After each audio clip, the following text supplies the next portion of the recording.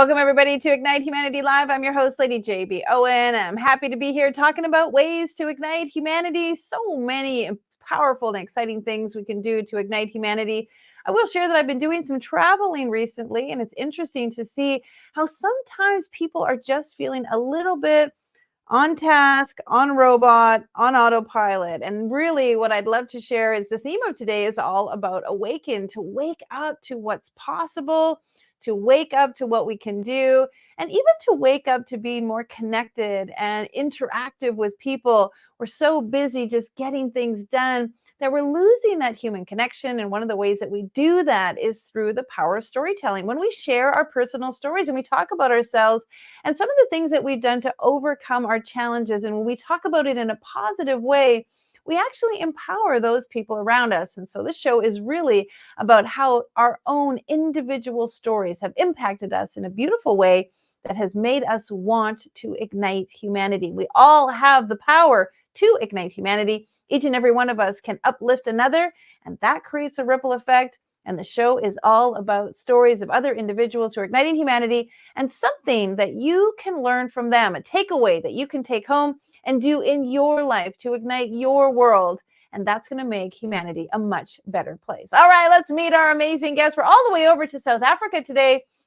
And our guest, Alison Weihe, is a distinguished entrepreneur, speaker, writer, transformative coach, and the author of her acclaimed book, Belonging.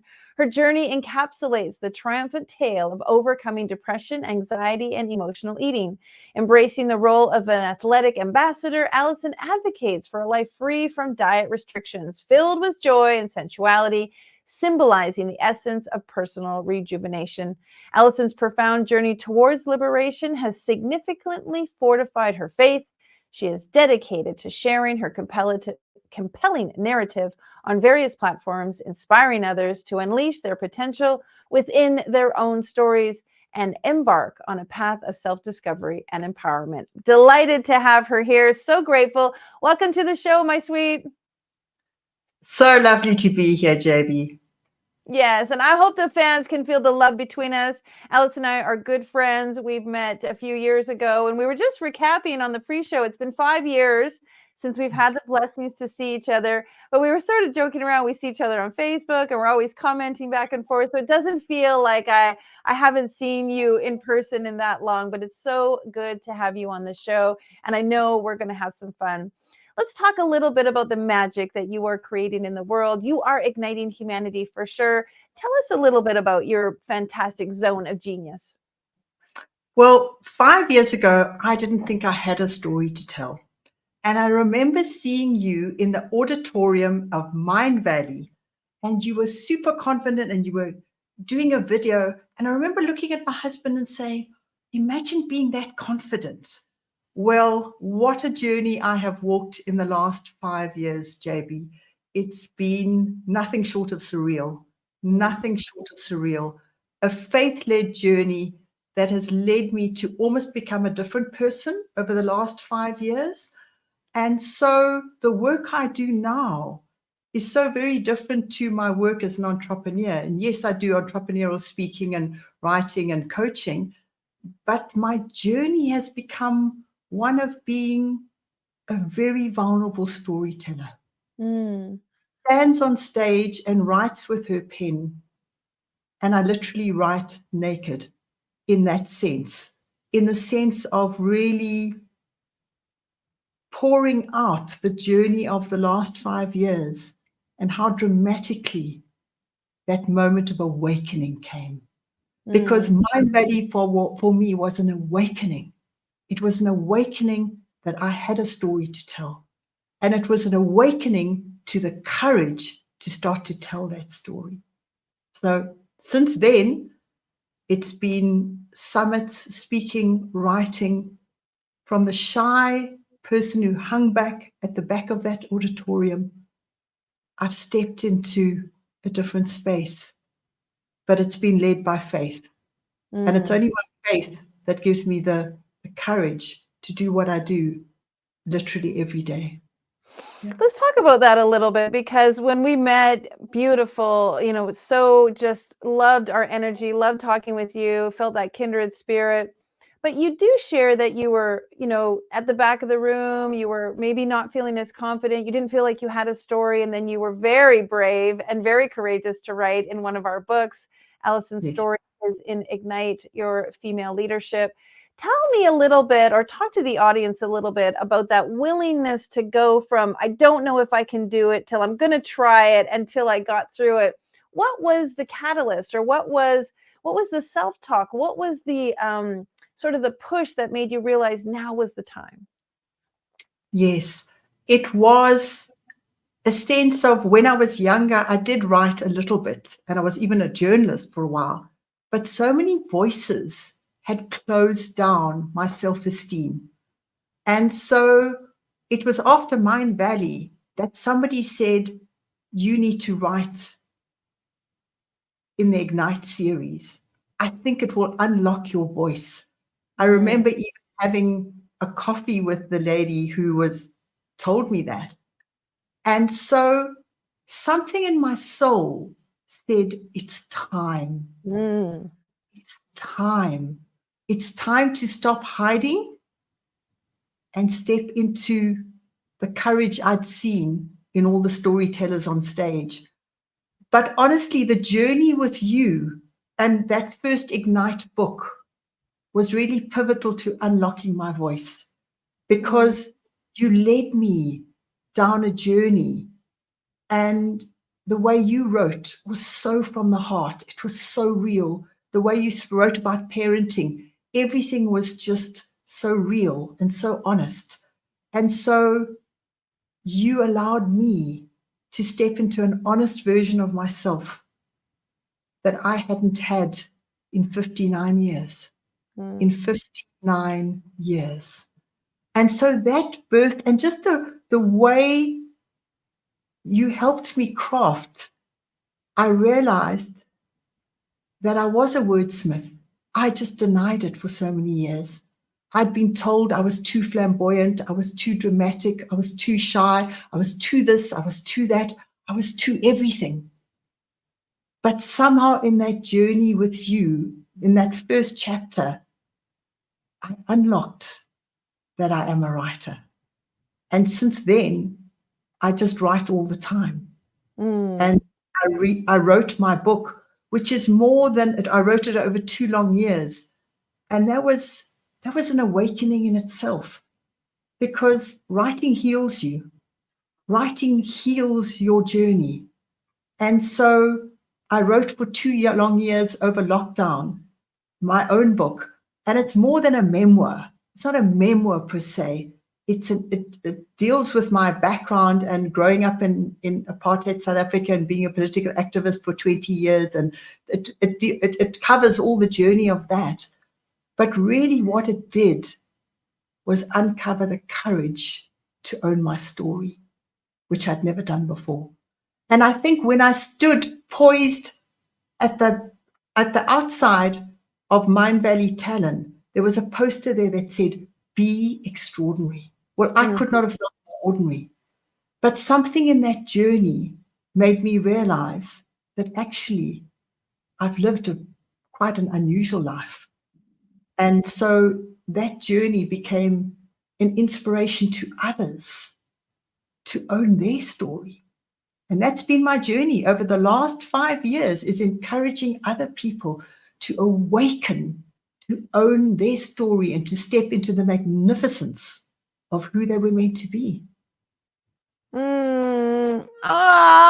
My heart is just like so swelling with pride and joy and love and appreciation and gratitude. Thank you so much for all of that. And that is the epitome of an Ignite moment. When something, that be extraordinary sign, that moment when you looked up, that vision, that idea, that awakening in you, that's the Ignite moment. That's the power of saying, I'm going to say yes to this. And that's what we love, that hero's journey. And yet some people decide, I'm not ready. I'm still waiting. I need more time. You said yes. You have just shone and soared, and so many great things that are unfolding. Now you're helping other people, and we speak the same language because we know the power of storytelling.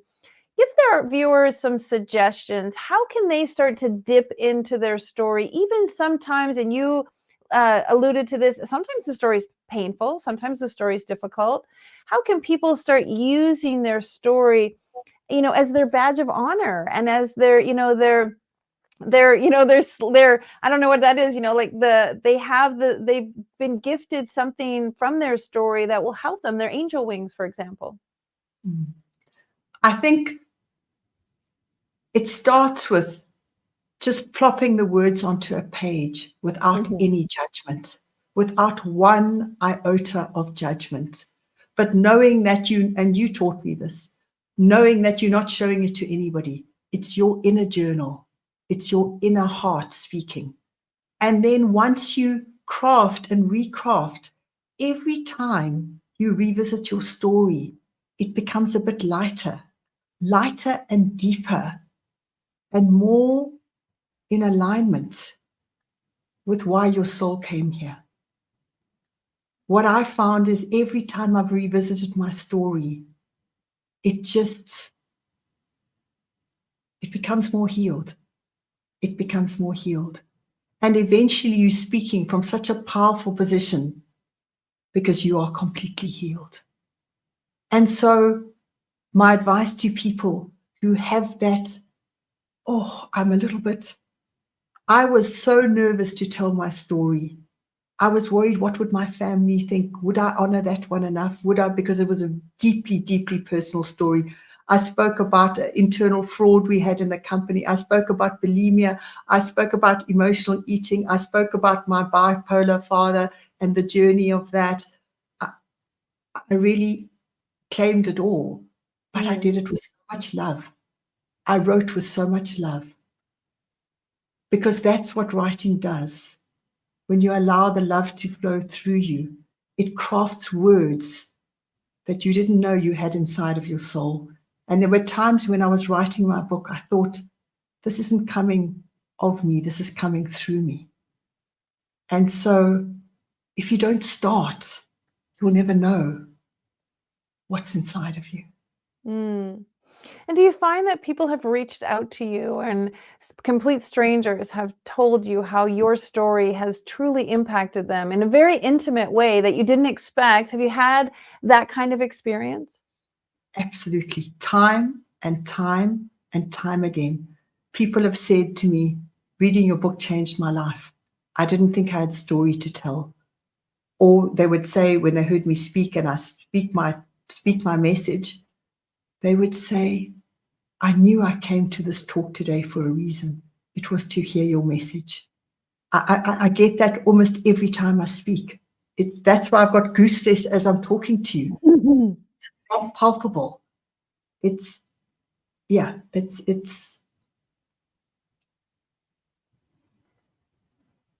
words that I didn't think would ever ignite humanity to the degree it is now. And it's extraordinary.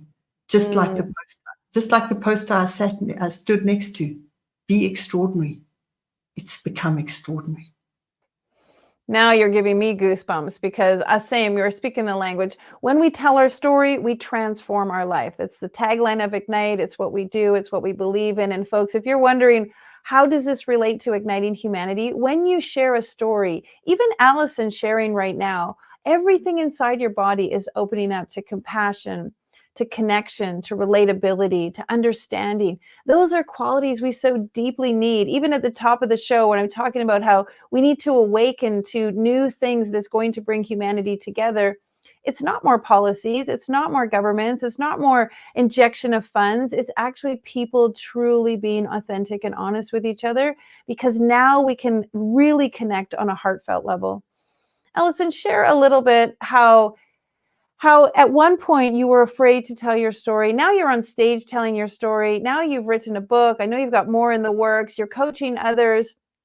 Are some tools at home that people can use to help move them in this direction and get them feeling more comfortable? Because a lot of times we have shame and blame around our stories or the things that we've been through. I think for myself, what was incredibly courage creating was finding kindred spirits along this journey. So the Mind Valley Global Community sparked and ignited something in me But when I came back to South Africa, I actually joined the Professional Speakers Association. And a friend of mine heard me speak at our 20th celebration of our company, of our main manufacturing company. She said to me, Alison, you're coming with me to the Speakers Association.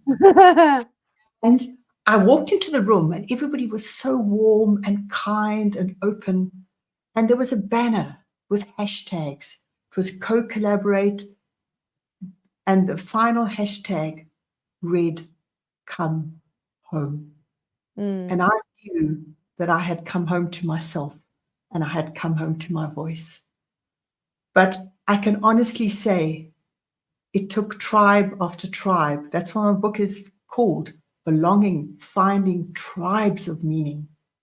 Not just interest groups, but tribes for me are groups of people where you can be utterly yourself. You can be absolutely who you were meant to be. And there's no competition. And they just uphold one another and uplift one another. And it's such a remarkable community. So I would say to anybody who wants to just, they're scared, they don't know what, but join a group of people that ignite your courage, that ignite your love for yourself, because that's been my journey. And I speak tonight almost on behalf of all the tribes that led me here. That's been an extraordinary journey of my life in the last 5 years. It's beautiful that it's a process, because some people feel like it's, it's one and done. It's a light switch. It flicks on. It's actually a process. And I think when we decide that we're going to dip in and wade into the process and really be in it and enjoy it for as long as it takes, it's so much more enjoyable, knowing that there is no perfect, there is no exact, there is no better than any other. Your story is your story. How you tell your story is exactly how it's meant to be told. Can you share a little bit for those people who maybe suffer from that? I want it to be perfect, or it's taking too long, or I'm incredibly impatient, or what are people going to think? All that sort of chatter that we have in our minds when we feel like we're going to be vulnerable.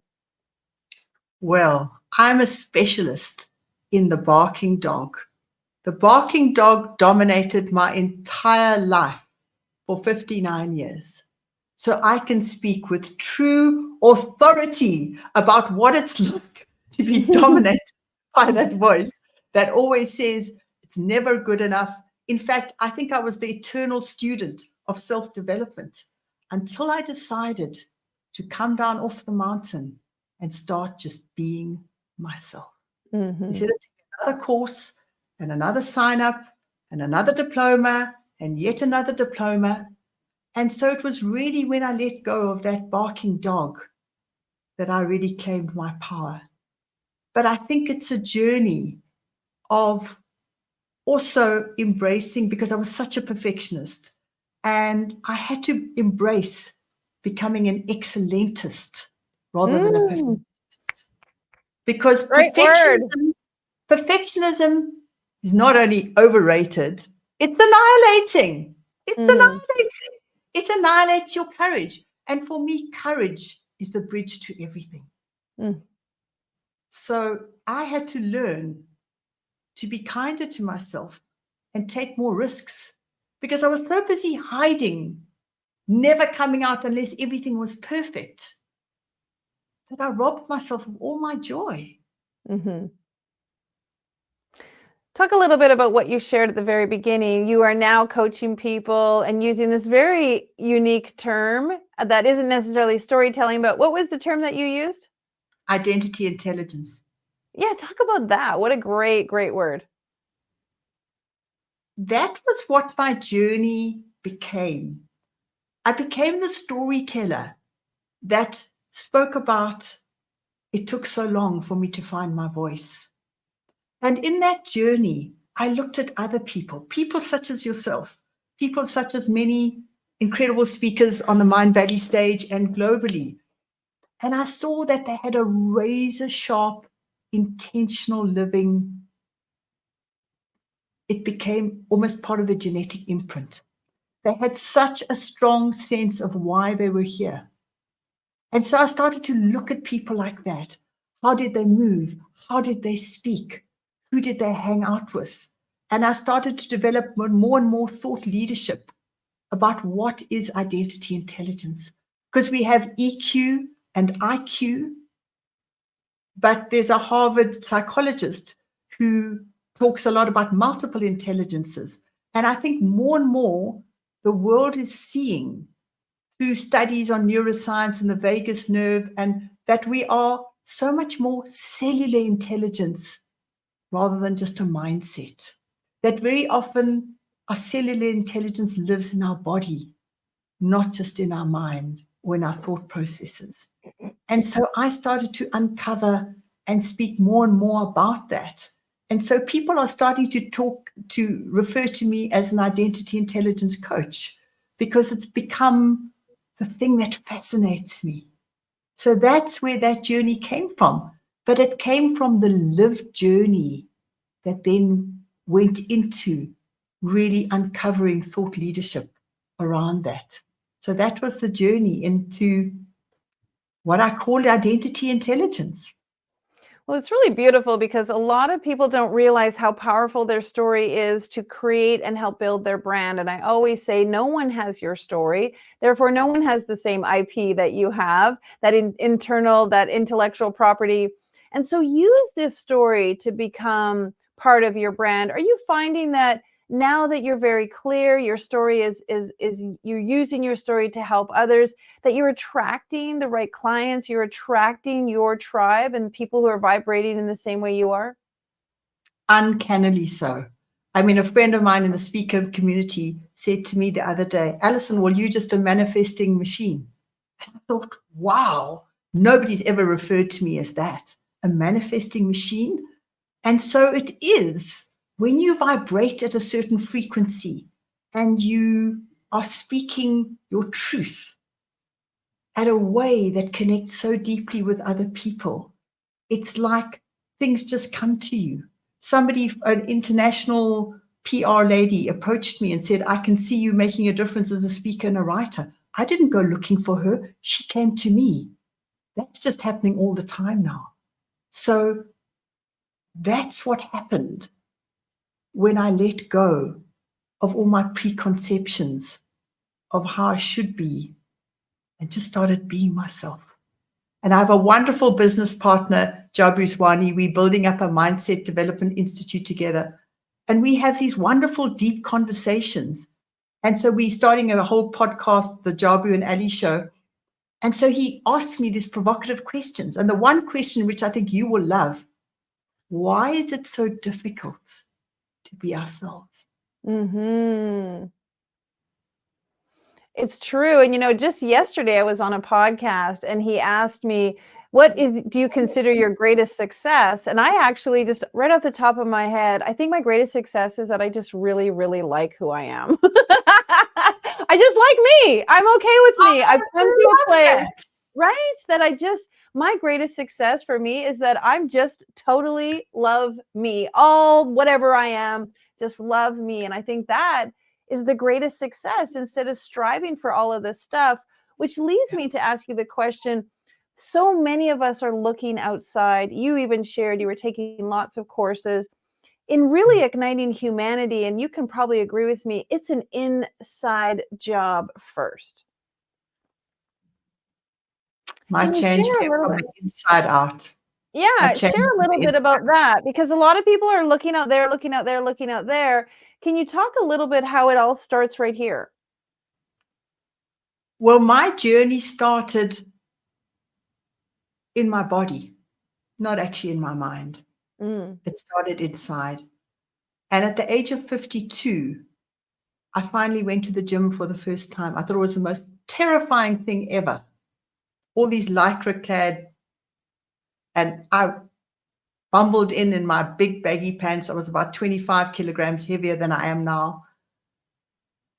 And something happened because I had been to self-development seminar after self-development seminar. I tried to convince myself to like myself, but it hadn't really worked. But something shifted after a year. And I must tell you, for the first year, I was quite miserable and I was in quite victim mode. And my poor personal trainer, who I knew I couldn't do it alone, my message a lot is about you can't do it alone, or it's difficult to do it alone. And so I had a wonderful personal trainer who did leadership work. And so he really helped me. And after 1 year, something shifted. And then something more shifted. And then I started running. And then I was doing regular 21K races.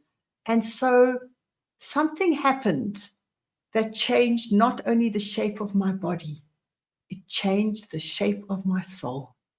Yes, but it started from the inside out. It didn't start from listening to other people. It actually started from me changing my life. I am just enamored with you and in love with you and adore you and just love hearing your story. Thank you so much for sharing, folks. I hope that you realize the power of storytelling and the power of your own uniqueness. If you'd like to know more about Alison, please reach out and check her out on her website. Beautiful book called Belonging. And we will share that you can get access to Alison's story and many more of the amazing women in the Ignite Female Changemakers book, Female Leadership book. We're on our 24th book, Alison. So sometimes the titles. So I'm like, Ignite Female Leadership. Get more of Alison's story. So beautiful to see you. Big hugs to you and your family, your daughter, your husband. Blessings. I can't wait to see you when I come to South Africa. Thank you for being on the show. Thank you so much. Well, folks, I hope that you got some interesting details from this show about how to awaken and step into you. Now, if you're feeling like I don't have anything special about me, I would say take a moment to sit down and, as Alison suggested, really go within and look at your story and the journey that you've been on and realize that that is truly special. And when you understand how to share your story with others in a way that is healing, your story now becomes your power. It becomes your message, it becomes your mission. And we at Ignite love to do that. We love helping people share their stories. If you'd like to be a part of one of our upcoming compilation books, we're super excited to invite you. Go on over to ignitehumanity.life and you can find out where we have some compilation books, or you can go to igniteyou.life. I'll have the team put that up on the screen. Igniteyou.life if you'd like to apply to be in one of our books. Our new book coming out is Ignite Creativity. We're so excited to look for new authors for that. And then we have new books coming out in the fall. But our big book we're doing right now is Ignite Humanity. 280 authors in the largest compilation book ever. Looking for people to share. If you'd like to be a part of that, please go on over to our website and find out how you can be a part of sharing your story about how you're igniting humanity into the entire world. That book is going to go global. Now, if you're over at Ignite Humanity, you'll see that we are raising money to build schools in third world countries. We'd love for you to donate. And also over there, if you'd like, you can check out how to be on the show and fill out our type form and talk about how you're igniting humanity so we can come to where you are via the internet and interview you on the show and talk about what the amazing things that you're doing. All right, blessings, everybody. We'll see you tomorrow. Take care. Now, more than ever, we need to come together to connect with one another.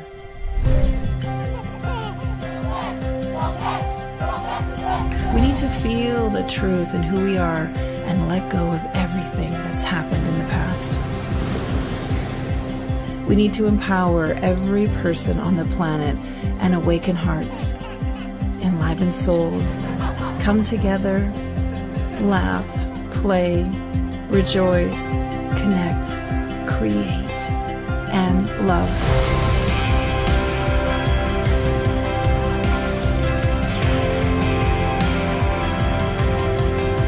It's time to ignite humanity. We want you to be a part of something that will impact the future for everyone. We want you to tell your story, share your Ignite moment, show people who you truly are. Be a part of igniting humanity and making a difference in the world and all of our futures.